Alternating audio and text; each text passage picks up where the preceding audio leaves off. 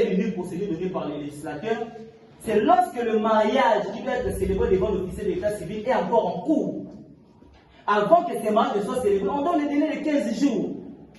Et pendant ce temps, l'officier de l'état civil, pour respecter les principes de la publication, affiche pour que quiconque a une demande à formuler vienne le faire avant. C'est pourquoi ceux qui ont assisté dans des mariages connaissent qu'il y a une expression utilisée par l'officier de l'état civil avant de célébrer les mariages. Il dit que tout celui qui conteste les mariages puisse se prononcer aujourd'hui ou qu'il se taise à jamais. Ce n'est pas moi. Qu'il se taise à jamais. Ils n'ont pas respecté la procédure au préalable. Sinon, on ne serait pas arrivé dans ces cas. Sinon, la question qu'ils nous posent, quelle est la valeur à accorder à un mariage célébré en famille et à un mariage qui a été célébré devant l'officier de l'état civil et enregistré? Nous disons qu'un tel mariage produit des effets erga partes, alors qu'ici ça produit des effets erga omnes, qui lie tout le monde, même vous, juge président. Même vous, si on vous attrape avec cette dame, vous avez des problèmes. Et alors, qu'est-ce qu'ils font? Ils saisissent quand même les tribunaux avec un courage.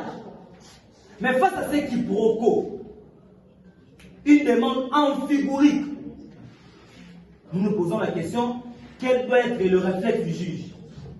Le réflexe du juge est connu, l'article 380, qui dit que si l'un des époux qui ont contracté les mariages en famille non célébrés soulève les effets de ce mariage, le juge est obligé de suspendre la procédure et d'envoyer les parties d'aller s'enregistrer. Or, ça ne sera pas possible puisque si les juges s'est décidé de prendre une telle position, c'est-à-dire les juges autorisent la violation de l'article 330 sus évoqué.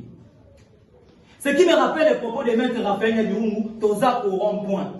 Faisons du sur place, aller revenir pour la même chose.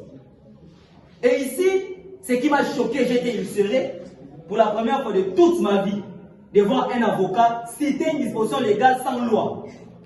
L'article 258 de quoi? Nous avons réagi, puisque vous aviez dit ici que le procès est un caractère pédagogique, d'enseigner nos jeunes frères qui sont venus en stage à apprendre.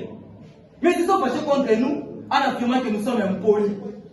Oh, puisque nous avons demandé la loi, l'article 258 de quoi? Et lorsqu'on veut parler des dommages et intérêts, il y a des principes qui n'ont pas été évoqués. Lucrum, quinces et darbum emergens. La perte causée et les dommages subis. Quelle est la perte causée? Quel est le dommage subi? Je pense que si je commençais à parler, je peux partir, je peux prendre toute une nuit. Il y a beaucoup à dire. C'est pourquoi je voyais que je ne veux pas plaider, je risquais d'enseigner.